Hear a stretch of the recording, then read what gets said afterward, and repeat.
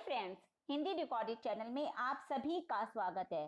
दोस्तों, किसी विशेष स्थान पर प्रसिद्ध हो जाने वाले कथन को लोकोक्ति कहा जाता है, या फिर आप ऐसा कह सकते हैं कि जब कोई पूरा कथन किसी प्रसंग विशेष में उद्धृत किया जाता है तो वह लोकोक्ति कहलाता है। उदाहरण के तौर पर, उस दिन बात ही बात में राम ने कहा, हाँ मैं अकेला ही कुआं खोद लूंगा। इन पर सबों ने हंसकर का व्यर्थ बकबक करता है, अकेला चना भार नहीं फोड़ता। ये एक लोकोक्ति है, प्रसिद्ध लोकोक्ति है दोस्तों। यहाँ अकेला चना भार नहीं फोड़ता, ये एक लोकोक्ति है और इसका प्रयोग किया गया है, जिसका अर्थ है कि एक व्यक्ति के करने से कोई भी कठिन काम पूरा नहीं होता। दोस्तों, ये लोकोक्ति शब्द दो शब्दों से मिलकर बना है, लोक और उक्ति, जिसका अर्थ है लोक में प्रचलित उक्ति या कथन। संस्कृत में लोकोक्ति अलंकार का एक भेद भी है तथा सामान्य अर्थ में लोकोक्ति को कहावत भी कहा जाता है। चूंकि लोकोक्ति का जन्म व्यक्ति द्वारा ना होकर लोक द्वारा होता है, अतः लोकोक्ति के रचनाकार का पता ही नहीं होता। इसलिए अंग्रेजी में इसकी परिभाषा दी गई है, a proverb is a saying without an author, यानी कि लोकोक्ति ऐसी उक्ति है जिसका कोई रचनाकार नहीं होता। दोस्तों, अब हम जानते हैं लोकोक्ति की क्या परिभाषा हुई। विभिन्न प्रकार के अनुभवों, पौराणिक तथा ऐतिहासिक व्यक्तियों एवं कथाओं, प्राकृतिक नियमों और लोक विश्वासों पर आधारित चुटीली, सारगर्भित, संक्षिप्त, लोक प्रचलित ऐसी उक्तियों को लोकोक्ति कहते हैं, जिनका प्रयोग किसी बात की पुष्टि, विरोध, सीख तथा भविष्य कथन आदि के लिए किया जाता है। लोकोक्ति के लिए यद्यपि सबसे अधिक मान्य पर्याय शब्द कहावत ही है, पर कुछ विद्वानों की राय है कि कहावत शब्द कथावृत्त शब्द से विकसित हुआ है, अर्थात कथा पर आधारित वृत्त। अतः कहावत उन्हें लोकोक्तियों को कहा जा सकता है जिनके मूल में कोई कथा रही हो। अब जैसे नाच ना जाने आंगन टेढ़ा या अंगूर खट्टे होना कथाओं पर आधारित लोकोक्तियां हैं, फिर भी आज हिंदी में लोकोक्ति तथा कहावत शब्द परस्पर समानार्थी शब्दों के रूप में प्रचलित हो गए हैं। तो दोस्तों, आज के अध्याय में हम इन्हीं लोकोक्तियों के अर्थ और उनकी विशेषताओं पर विस्तार पूर्वक चर्चा करेंगे। तो चलिए दोस्तों, शुरू करते हैं अपना आज का अध्याय और जानते हैं लोकोक्ति क्या होती हैं और इनकी क्या विशेषताएं होती हैं। लोकोक्ति वह सारगर्भित एवं प्रभावशाली विधियां हैं जिनमें जीवन की अनुभूतियां स्पष्टतया झलकती हैं। यह मानव सभ्यता का खजाना है। ये जनसाधारण के वे कथन हैं जो वस्तु, व्यक्ति या अन्य विषयों के प्रति समरूप में व्यक्त किए जाते हैं। दोस्तों, अब हम जानते हैं लोकोक्तियों के प्रमुख अभिलक्षण क्या हैं। लोकोक्तियां ऐसे कथन या वाक्य हैं जिनके स्वरूप में समय के अंतराल के बाद भी कोई परिवर्तन नहीं होता। इनमें हम कोई परिवर्तन नहीं कर सकते और ना ही लोकोक्ति किसी व्याकरण के नियमों से प्रभावित होती है, अर्थात किसी भी लोकोक्ति पर लिंग, वचन, काल आदि का कोई प्रभाव नहीं पड़ता। इसका दूसरा लक्षण है, लोकोक्ति एक स्वतः पूर्ण रचना है, अतः यह एक पूरे कथन के रूप में सामने आती है।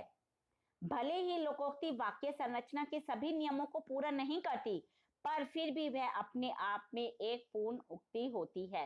अब जैसे जाको राखे साइया, मार सके ना कोई, ये एक प्रसिद्ध लोकोक्ति है और यह अपने आप में पूरा वाक्य नहीं होते हुए भी पूर्ण है। लोकोक्ति एक संक्षिप्त रचना है, यह अपने में पूर्ण होने के साथ साथ संक्षिप्त भी होती है। लोकोक्ति में कोई भी एक शब्द आप इधर से उधर नहीं कर सकते, इसलिए लोकोक्ति को विद्वानों ने गागर में सागर वाली उक्तियां भी कहा है। साथ ही साथ लोकोक्ति सार गर्भित एवं सभी प्राय होती है। इन्हीं गुणों के कारण लोकोक्ति लोक प्रचलित होती हैं। दोस्तों, लोकोक्तियां जीवन के अनुभवों पर आधारित होती हैं तथा ये जीवन अनुभव देश सीमाओं से बिल्कुल मुक्त होती हैं। इन पर इनका कोई प्रभाव नहीं पड़ता। जीवन के जो अनुभव हम भारतीय समाज के लोग करते हैं, वही अनुभव यूरोपीय समाज में रहने वाले लोगों को भी हो सकते हैं। ऐसी लोकोक्तियां आपको बताती हूँ, एक पंथ एक पथ दो काज, नया 9 दिन पुराना 100 दिन। इन लोकोक्तियों में आप देखेंगे कि जो अनुभूति है वो लगभग एक समान है, चाहे वह भारतीय समाज की हो चाहे बाहरी समाज की हो। लोकोक्ति का एक प्रमुख गुण है उसकी सजीवता, इसीलिए ये आम आदमी की जुबान पर चढ़ी रहती हैं। साथ ही साथ दोस्तों, लोकोक्ति जीवन के किसी न किसी सत्य को उद्घाटित करती हैं, जिससे समाज का हर व्यक्ति परिचित होता है। सामाजिक मान्यताओं एवं विश्वासों से जुड़े होने के कारण अधिकांश लोकोक्तियां काफी लोकप्रिय भी होती हैं। अब हम जानते हैं दोस्तों, लोकोक्तियों का महत्व अथवा इनकी क्या विशेषताएं हैं।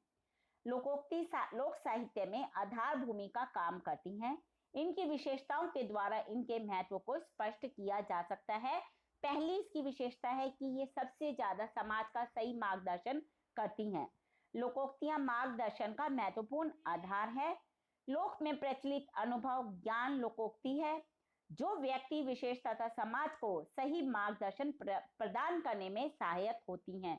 अब कुछ लोकोक्तियां मैं बोल रही हूं, आपको सुनिए। आप भला सो तो जग भला, कभी ना हो तो सब दिन एक समान, घर का भेदी लंका ढाई, काठ की हांडी बार बार नहीं चढ़ती। ये ऐसी लोकोक्ति हैं जो समाज में लोगों का मार्गदर्शन हमेशा से करती आ रही हैं। उपदेशात्मक प्रवृत्ति, यानी कि लोकोक्ति में, हर लोकोक्ति में कोई ना कोई उपदेश छुपा रहता है। धार्मिक एवं नैतिक उपदेश रूप मनियों को थोड़े से शब्दों में पिरोकर ये गले का हार बनाने जैसा कार्य करती हैं। अब हो कुछ लोकोक्ति बता रही हूं। होई है वही जो राम रची राखा। दूसरी, का वर्षा जब कृषि सुखाने, गुड़ ना दे गुड़ की बात तो कर। ये सब उपदेशात्मक लोकोक्ति हैं जो कि लोगों को उपदेश देती हैं। सर्वव्यापी एवं सर्वग्राही, लोकोक्तियां किसी विशेष की होकर भी सर्वव्यापी तथा सर्वग्राही होती है, यानी कि सबके बीच प्रसिद्ध होती हैं। इन्हें किसी एक व्यक्ति या समाज की अमानत नहीं कहा जा सकता। लोकोक्तियों के अर्थ प्रत्येक समाज में एक जैसे रहते हैं, चाहे कोई भी समाज हो। जैसे अपने पुत्र को कोई काना नहीं कहता, बड़ी प्रसिद्ध लोकोक्ति है। दूसरी लोकोक्ति जो आम लोग हमेशा बोलते हैं कि जिसकी लाठी उसकी भैंस, यह हर समाज पर लागू होती हैं। कोई समाज इससे वंचित नहीं है। ऐसा नहीं है कि भारतीय समाज पर लागू होंगी, विदेशी समाज पर नहीं, सभी समाज पर ये समान रूप से लागू होती हैं। प्राचीन परंपरा, दोस्तों ये लोकोक्तियां कहने की, बोलने की परंपरा आज की नहीं है, बहुत प्राचीन है। वेदों उपनिषदों में भी सूक्तियों के रूप में इनका अस्तित्व हमें कहीं ना कहीं दिखाई पड़ता है। जैसे अग्नि नाग्नि ही समिदते, यानी कि आग से आग भड़कती है। ये वेदों उपनिषदों की लोकोक्ति है, तब से चली आ रही है लोकोक्तियों का। जीवन के हर पहलू को स्पर्श करती हैं सभी लोकोक्तियां। ये इसका आधार ही जनमानस है। यह जीवन के सभी पहलुओं को छूते हुए सामाजिक व्यवहार को सुनियोजित और सुगठित करती हैं। लोकोक्तियों में धर्म, अर्थ, काम, मोक्ष आदि सभी समाहित हो जाती हैं। जैसे थोथा चना बाजे घना, जंगल में मोर नाचा किसने देखा, चोर की दाढ़ी में तिनका। दोस्तों ये जो लोकोक्तियां हैं ये अनुभवों पर आधारित एवं जीवन के लिए उपयोगी भी होती हैं। लोकोक्तियां लोक अनुभव पर आधारित होने के कारण जीवन के लिए बहुत उपयोगी होती हैं। जीवन की बड़ी से बड़ी उलझनों को क्षणों में सुलझाने का गुरुत्व कार्य ये लोकोक्तियां क्षण भर में कर लेती हैं। जैसे पराधीन सपने हूं सुख नाही, बंदर क्या जाने अदरक का स्वाद। साथ ही साथ इन लोकोक्तियों की एक सबसे बड़ी विशेषता है कि ये सरल और समास शैली में होती हैं।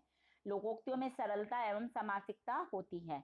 इनमें गहरी से गहरी बात को सूक्ष्म शब्दों में भी कह दिया जाता है। जैसे गागर में सागर भरना, हथेली पर सरसों नहीं जमती, 4 दिन की चांदनी फिर अंधेरी रात। ये काफी प्रसिद्ध लोकोक्ति हैं दोस्तों। यानी कि हम निष्कर्ष के तौर पर कह सकते हैं कि लोकोक्तियों का स्वरूप बहुत व्यापक और काफी प्राचीन है। इसके प्रचलित होने की अपनी कोई सीमा रेखा नहीं है। साथ ही साथ ये किसी खास जगह पर प्रयोग भी नहीं होती, अपितु सभी देशों, सभी जगहों पर इनका प्रचलन समान रूप से होता है। लोकोक्तियों का आधार जनमानस है, इसीलिए यह मनुष्य के मस्तिष्क की अमूल्य उपज है जो अनुभव के रस से सिंचित होती हैं। लोकोक्तियां व्यक्ति को शक्तिशाली, क्रियाशील, कर्तव्यपरायण और सहिष्णु बनाती हैं तथा जीवन के कटु से कटु सच्चाइयों से अवगत भी करवाती हैं। परिस्थितियों से समझने और इनसे जूझने की क्षमता भी हमें इन लोकोक्तियों से बहुत हद तक मिलती है। दोस्तों, ये हमने जाना लोकोक्ति यानी कि जो उक्तियां हैं, प्रसिद्ध उक्तियां, वो किसे कहते हैं, साथ ही साथ उनकी क्या हमारे जीवन में इनकी क्या विशेषताएं हैं। दोस्तों, अगले अध्याय में हम कुछ लोकोक्तियों, प्रसिद्ध लोकोक्तियां, उनके अर्थ सहित उन पर चर्चा करेंगे, जानेंगे कुछ प्रसिद्ध लोकोक्तियां जो कि हमेशा हमारे समाज में प्रचलित रहती हैं और आम आदमी के मुंह पर हमेशा चढ़ी रहती हैं। उनके अर्थ भी हम अगले अध्याय में जानेंगे। साथ ही साथ हिंदी भाषा के प्रमुख विषयों पर चर्चा करने के लिए आपको मेरे इस चैनल को लाइक और सब्सक्राइब करना होगा। धन्यवाद दोस्तों, आपका दिन शुभ हो।